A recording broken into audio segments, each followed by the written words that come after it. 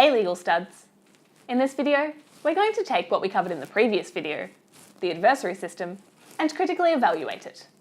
That means we'll look at the strengths and weaknesses of the adversary system and come to an overall conclusion about how effective it is, keeping in mind the elements of an effective legal system that it fulfills. In the 2013 exam, students were asked as part of the final 10-mark question to discuss the extent to which the adversary system achieves one of the elements of an effective legal system. It's a difficult question to answer.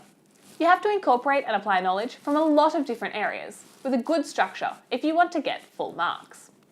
You need to outline a strength and explain how it contributes to an element of an effective legal system. Then, you need to find a weakness that corresponds to that strength and explain how it makes the legal system ineffective.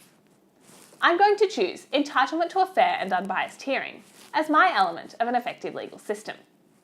Once again, I'm going to bring in my friend Amani. Amani, are we ever going to get along? Nope. Fair enough. I guess that's what makes our conversations interesting. I'll start us off with a strength. In the adversary system, the parties are empowered to discover the truth, as they act out of self-interest to present their best cases in the hope of winning. Finding the truth means that the legal system can fairly assess the case at hand. Tessa, make sure you don't overlook a massive weakness here. You said it yourself. The parties act out of self-interest. A party's aim isn't to get to the truth, it's to win.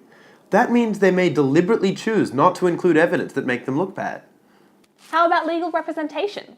I think that's a real strength of the system, that we have experts representing the parties, making sure they can present the best case possible. It helps make the process fair. That's a nice theory, but in reality, legal representation can lead to a really unfair trial.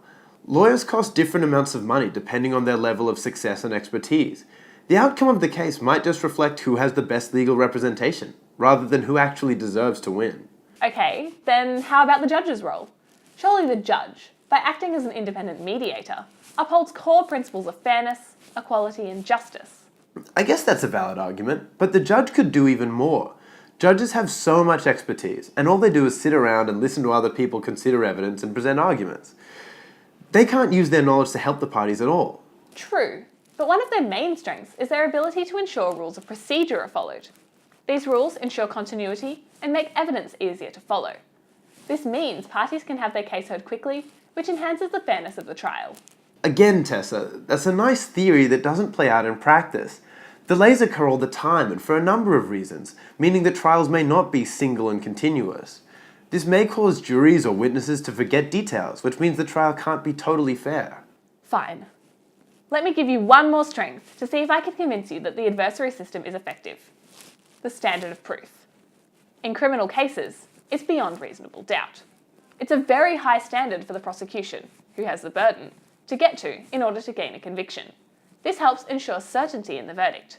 Surely that's fair. I guess that sometimes happens. Other times, though, the prosecution might choose to leave out unfavorable evidence in an attempt to win the case. There's no way that's fair. Let's try and settle this, Amani. How about we say that overall the adversary system has some clear theoretical strengths, but in practice it has some major shortcomings that impede the entitlement to a fair and unbiased hearing. I guess I can live with that. I hope you found this to be a helpful example of how to combine discussion of the adversary system and the elements of an effective legal system into an analytical response. As always, happy studying! Because you know it's all about that wiki, Next video, it's all about that wiki, Next video.